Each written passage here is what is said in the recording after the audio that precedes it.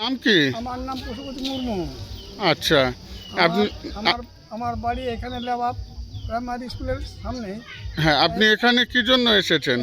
এসেছি জনভাগী করার জন্য, এখানে এসেছি অনুষ্ঠানী করতে এসেছি। এই আচ্ছা, ক্যাম্পে নানা রকম পশুপালন বা এই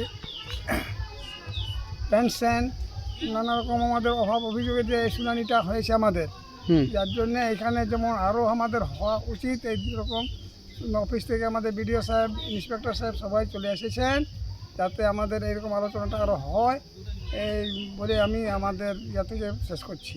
হ্যাঁ, আপনাদের এখানে আপনারা চান যে ভবিষ্যতে আরও যাতে এরকম ধরনের ক্যাম্প হয়। এরকম ধরনের শুনানি যেমন হয়, যার জন্য এটা আমাদের খুব খুশি আমরা। আচ্ছা, খুব এখানে আনন্দিত। যে পরিষেবাগুলো দেওয়া হচ্ছে তাতে আপনারা খুশি?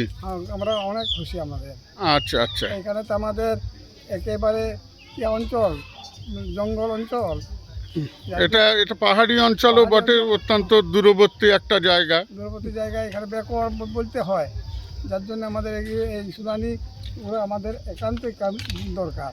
হ্যাঁ হ্যাঁ, সে তো অবশ্যই। আমরা পশ্চিমবঙ্গ সরকারের তরফে অনগ্রসর কল্যাণ দপ্তর এবং আমাদের মাননীয় বিডিও সাহেবের উদ্যোগে হ্যাঁ, আমরা এই জনভাগিদারি ক্যাম্পের আয়োজন করা হয়েছে, যাতে আপনাদের সমস্ত রকমের সরকারি সহযোগিতাগুলো আপনাদের কাছে যাতে আমরা পৌঁছে দিতে পারি, এবং সেই চেষ্টা বা সেই প্রয়াস আমরা চালাচ্ছি, এবং ভবিষ্যতেও আমরা সেই প্রচেষ্টা বা আমাদের প্রয়াস আমরা বজায় রেখে দেবো। এটাই আমরা চাই, যেন এরকম আমাদের ক্যাম্প হলে অনেক আমাদের জনশুনানিও হবে, আমাদের উন্নয়ন কাজেও লাগবে।